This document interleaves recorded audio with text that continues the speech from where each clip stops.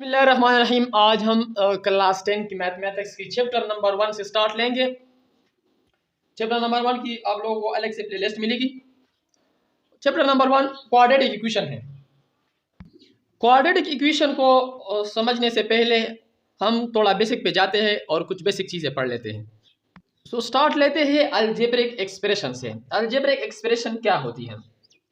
सो algebraic expression जब variable और constant connect हो जाए with respect to some binary operation, addition, multiplication, subtraction and division, तो फिर इससे जो एक्सप्रेशन बन जाती है उस एक्सप्रेशन को हम कहते हैं अलजेब्रिक एक्सप्रेशन। आसान अल्फाज में वेरिएबल यानी वेरिएबल जिस तरह एक्स वाई जेड या कोई और भी जो है अल्फ़ाबेट हो सकती है, ये क्या हो किसको रिप्रेजेंट ये वेरिएबल हो गई। और कांस्टेंट क्या होते हैं? कुछ नंबर्स जिस तरह 3, 2, -1 एंड सो ऑन, इस तरह के नंबर्स हो गए। इनको अगर हम कनेक्ट करें किससे? एडिशन से, सब्ट्रैक्शन से, मल्टीप्लिकेशन या डिवीजन या रूट्स वगैरह भी आ सकते हैं। तो फिर इससे जो एक्सप्रेशन बन जाती है उस एक्सप्रेशन को फिर हम क्या कहेंगे? अलजेब्रिक एक्सप्रेशन कहेंगे। फॉर एग्जाम्पल अगर मैं लिखूँ 2x² प्लस 5x प्लस 1 और डिवाइडेड बाय x प्लस 1, ये भी एक अलजेब्रिक एक्सप्रेशन है। साथ साथ अगर मैं लिखूँ x प्लस 3, ये भी एक अलजेब्रिक एक्सप्रेशन है। देखो वेरिएबल और कांस्टेंट कनेक्ट हो गए with respect to some operation. अच्छा, कोई और भी square root of x plus 3 plus 5x, कुछ इस तरह का एक्सप्रेशन, यानी बस वेरिएबल और कांस्टेंट को कनेक्ट करो ऑपरेशन से। तो यहाँ से क्या आपको मुख्तलिफ अलजेब्रिक एक्सप्रेशन वो मिल सकते हैं। अलजेब्रिक एक्सप्रेशन की टाइप है, एक होता है रेशनल एक्सप्रेशन और दूसरा इर्रेशनल एक्सप्रेशन। सो रेशनल एक्सप्रेशन और इर्रेशनल एक्सप्रेशन को डिफाइन कर लेते हैं। रेशनल एक्सप्रेशन किस तरह का अलजेब्रिक एक्सप्रेशन होता है? यानी ये p बाई क्यू फॉर्म में होता है, यानी p of x divide by q of x, यानी ऊपर एक पोलिनोमियल होता है और नीचे एक पोलिनोमियल होता है। लेकिन ये डिनोमिनेटर जो है ये जीरो नहीं होना चाहिए, यानी ये जीरो पोलिनोमियल नहीं होना चाहिए। और p ऑफ x और q ऑफ x दोनों क्या होते हैं? पोलिनोमियल होते हैं। चलो पोलिनोमियल को भी मैं डिफाइन करूंगा। तो सिंपल आप लोग ये जाने कि रेशनल एक्सप्रेशन वो p of x divide by q of x, और q of x non zero होना चाहिए, और साथ साथ p of x q of x दोनों पोलिनोमियल होने चाहिए। तो अभी पोलिनोमियल की डिफिनीशन की तरफ आते हैं। सो रेशनल एक्सप्रेशन या तो पोलिनोमियल होता है और या तो पोलिनोमियल, यानी ऐसे भी रेशनल एक्सप्रेशन है जो पोलिनोमियल नहीं है। तो पहले पोलिनोमियल को देख लेते हैं।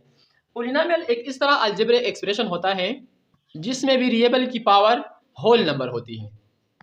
डिफिनीशन देखें, in algebraic expression in which the power of variable is whole number. इस तरह अलजेब्रिक एक्सप्रेशन जिसमें वेरिएबल की power whole number. Whole number कौन सी होती है?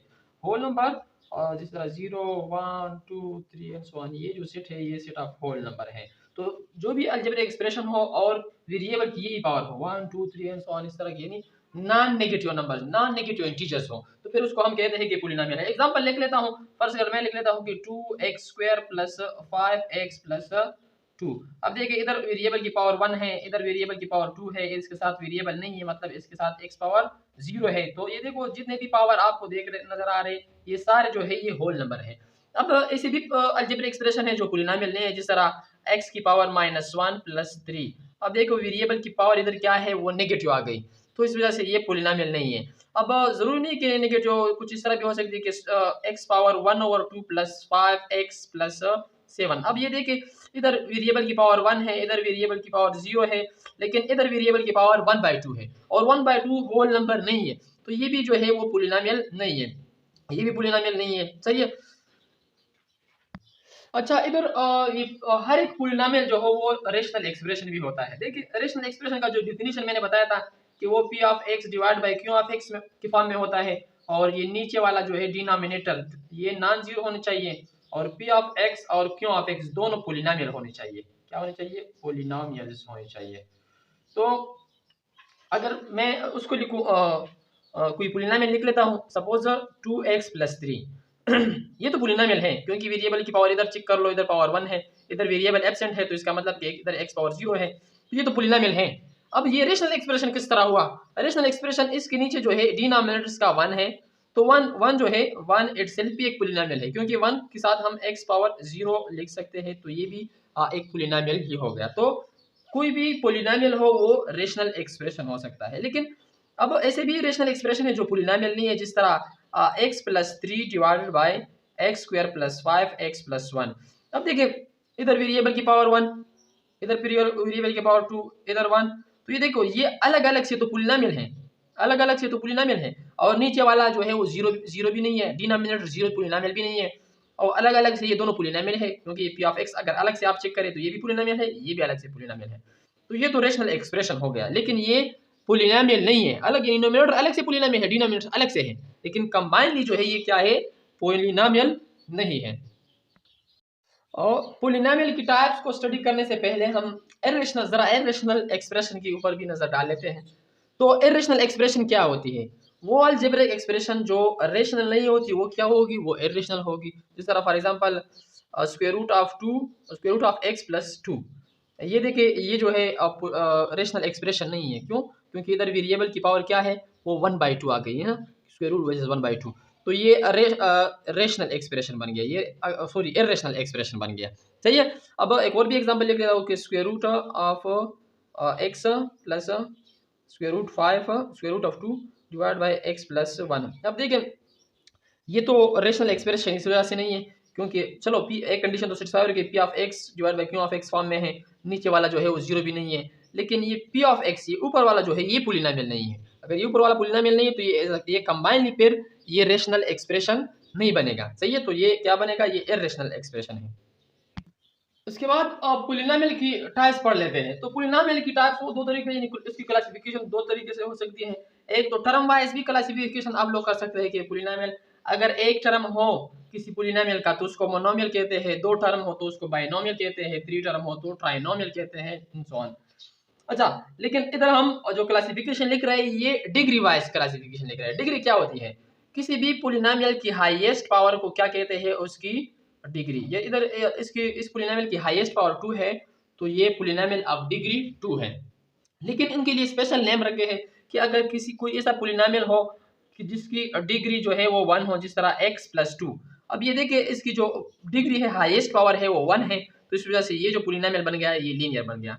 और ऐसा पोलिनोमियल जिसकी डिग्री जो है वो 2 हो, जिस तरह 2x² प्लस 5x प्लस 3। अब ये देखिए इसमें हाईएस्ट पावर तो 2 है, वैसी पावर 1 भी है, x पावर 0 भी है, लेकिन हाईएस्ट पावर कौन सा है, 2 है। तो मतलब इसका डिग्री 2 है। जब डिग्री 2 होगी तो इस तरह के पोलिनोमियल को हम क्वाड्रेटिक पोलिनोमियल कहेंगे, क्वाड्रेटिक पोलिनोमियल। और ऐसा पोलिनोमियल जिसकी डिग्री 3 हो, जिस तरह फर्ज करें x³ plus 2x² plus 5x minus 1। अब ये देखिए इसमें इस पोलिनोमियल में हाईएस्ट पावर जो है वो 3 है, तो इस वजह से ये जो पोलिनोमियल है ये क्यूबिक पोलिनोमियल है। और bio quadratic polynomial -2x power 4 plus 5x³ plus 3, इस तरह भी लिख सकते हैं। इधर देखिए इसमें हाईएस्ट जो पावर है वो क्या है, वो 4 है। तो ऐसा पोलिनोमियल जिसमें हाईएस्ट पावर 4 हो, उसकी मतलब उसकी डिग्री 4 हो, उसको हम क्या कहते हैं, बायो क्वाड्रेटिक पोलिनोमियल कहते हैं। इसके अलावा अगर डिग्री 5 हो, डिग्री 6 हो, डिग्री 7 हो, तो उसके लिए कुछ स्पेशल नाम नहीं रखे हुए हैं, तो उसको हम simple polynomial of degree 5, polynomial of degree 6, polynomial of degree 7 इस तरह ही हम कहेंगे। अब आते हैं अलजेब्रिक इक्वेशन के बारे में। अलजेब्रिक इक्वेशन किस तरह का इक्वेशन होते हैं? जब भी दो अलजेब्रिक एक्सप्रेशन, यानी फर्ज करें एक अलजेब्रिक एक्सप्रेशन है x प्लस 4 है और दूसरा जो है वो 2x माइनस 3 है, दो अलजेब्रिक एक्सप्रेशन में इक्विट का साइन आ जाए, इक्वल का साइन आ जाए, तो फिर हम कहेंगे कि जो इक्वेशन बन गया ये इक्वेशन अलजेब्रिक इक्वेशन बन गया। सही है। जब भी दो अलजेब्रिक एक्सप्रेशन इक्वल हो जाते हैं, मतलब उसमें इक्वल का साइन आ जाता है, तो फिर इस तरह की इक्वेशन को हम अलजेब्रिक इक्वेशन कहते हैं। तो पोलिनोमियल इक्वेशन क्या, कौन सी इक्वेशन होगी? जब पोलिनोमियल, दो पोलिनोमियल में इक्विट का साइन आ जाए तो फिर उसको हम कहेंगे कि ये पोलिनोमियल इक्वेशन है। अब पोलिनोमियल इक्वेशन की फिर फर्दर टाइप से, जिस तरह ये लीनियर पोलिनोमियल था, तो जब दो लीनियर पोलिनोमियल में इक्वल का साइन आ जाए, जिस तरह ये है, यानी x plus 2 is equal to 0 फर्ज कर मैं लिख लेता हूँ, या कोई और नंबर में लिख सकता हूँ। देखिए ये एक पोलिनोमियल हो गई, दूसरा ये पोलिनोमियल हो गई। तो ये जो पोलिनोमियल बन गया, ये जो इक्वेशन बन गया, ये जो इक्वेशन, इस इक्वेशन में अगर आप हाईएस्ट पावर चेक करें तो इसमें हाईएस्ट पावर 1 है, तो ये इक्वेशन बन गया लीनियर इक्वेशन। और जब क्वाड्रेटिक इक्वेशन में, यानी क्वाड्रेटिक पोलिनोमियल वो किसी की इक्विट हो जाए, इक्वल आ जाए, फर्ज करिए किसी 0 के बराबर आ जाए, 3 के बराबर है, किसी और नंबर के बराबर आ जाए, तो फिर ये जो क्वाड्रेटिक पोलिनोमियल है ये क्वाड्रेटिक इक्वेशन बन जाएगा। यानी जितने भी ये पोलिनोमियल्स है और इसको हम किसी नंबर के या किसी और एक्सप्रेशन के इक्विट करें, इसके बराबर ले लें, तो फिर ये पोलिनोमियल जो है क्या बन जाते हैं, पोलिनोमियल इक्वेशन बन जाते हैं। तो ये जो लीनियर इक्वेशन है इसको सॉल्व करना सबसे सिंपल है। यानी अब फर्स्ट करिए इधर ये इक्वेशन है x + 2 = 0 मैंने रखा है। तो अब यहाँ से यानी x के साथ हम क्या ऐड करें कि वो क्या हो जाए, 0 हो जाए। तो सिंपल इस इधर हम इनको सॉल्व भी कर सकते हैं। चलो x = अगर 2 उधर शिफ्ट करेंगे तो ये -2 बनेगा। सो x की वैल्यू क्या आ गई, -2 आ गई। सही है। तो ये लीनियर इक्वेशन को सॉल्व करना इजी होता है as compare to quadratic equation. तो क्वाड्रेटिक इक्वेशन को फिर फर्दर सॉल्व किस तरह करेंगे। सो क्वाड्रेटिक इक्वेशन की डेफिनेशन लिख लेते हैं। An equation of the form of ax² + bx + c = 0 where a not equal to 0, a 0 के बराबर नहीं होना चाहिए, क्योंकि अगर ये a 0 हो जाएगा तो फिर ये जो इक्वेशन बनेगा ये लीनियर इक्वेशन बन जाएगा। सही है। और a b c जो है ये कोई भी रियल नंबर हो सकती है। तो ये जो फॉर्म गिवन है ये स्टैंडर्ड फॉर्म गिवन है क्वाड्रेटिक इक्वेशन का। तो ये a b c की ये मुख्तलिफ रियल नंबर है, तो इसकी जगह मुख्तलिफ रियल नंबर ही हम पुट कर सकते हैं। For example -2x² + 5x + 3 = 0। तो ये भी एक क्वाड्रेटिक इक्वेशन है। अच्छा x² + 3 = 0, ये भी एक क्वाड्रेटिक इक्वेशन है, क्योंकि इसमें वैसे अगर इसमें देखें तो इसमें जो लीनियर टर्म है वो है भी नहीं, वो एब्सेंट है। सही है। तो इस सिचुएशन में अगर आप इसके साथ जनरल फॉर्म के साथ इसको कंपेयर करें तो यहाँ a की वैल्यू इस इक्वेशन में a की वैल्यू -2 हो गई और b की जो वैल्यू वो हो गई 5 और कांस्टेंट टर्म जो है वो c वो 3 के बराबर है इस इक्वेशन में। अगर यहाँ हम कंपैरिजन करें तो x² की कोफिशिएंट जो है 1 है, तो मतलब ये a की वैल्यू हो गई 1, b बिल्कुल एब्सेंट है तो एब्सेंट है, तो इसकी जगह हम क्या लगाएंगे, उसकी जगह हम 0 लगाएंगे और कांस्टेंट टर्म जो है वो क्या है, वो c है। तो मुख्तलिफ क्वाड्रेटिक इक्वेशन आप लोग क्या कर सकते हो, बना सकते हैं स्टैंडर्ड फॉर्म में। So next method to solve quadratic equation, उसमें मेथड्स हम पढ़ेंगे कि कौन कौन सी मेथड से हम क्वाड्रेटिक इक्वेशन को सॉल्व करेंगे, लेकिन इस चैप्टर में हम ये 3 मेथड ही यूज़ करेंगे। फर्स्ट मेथड जो है ये फैक्टराइजेशन मेथड, इसमें हम क्वाड्रेटिक इक्वेशन को फैक्टराइज करते हैं। और दूसरा जो है ये कंप्लीट स्क्वायर मेथड, इसमें हम लेफ्ट साइड से कंप्लीट स्क्वायर बना लेते हैं। और थर्ड वन जो है वो क्वाड्रेटिक फार्मूला है। तो ये क्वाड्रेटिक फार्मूला है, बस सिंपल ABC की वैल्यू जो है वो पुट कर लेते हैं और उसको सॉल्व कर लेते हैं। और भी मेथड है, ग्राफिकल मेथड भी है, कोई और भी मेथड होगी, लेकिन आप लोगों के इस चैप्टर में सिंपल यही 3 मेथड्स है, इनसे हम क्वाड्रेटिक इक्वेशन को सॉल्व करेंगे। सो क्वाड्रेटिक इक्वेशन को सॉल्व करना, इनकी जो रियल लाइफ में एप्लीकेशन है ये हम नेक्स्ट वीडियो में वो पढ़ेंगे। सो फिलहाल के लिए अल्लाह हाफिज़।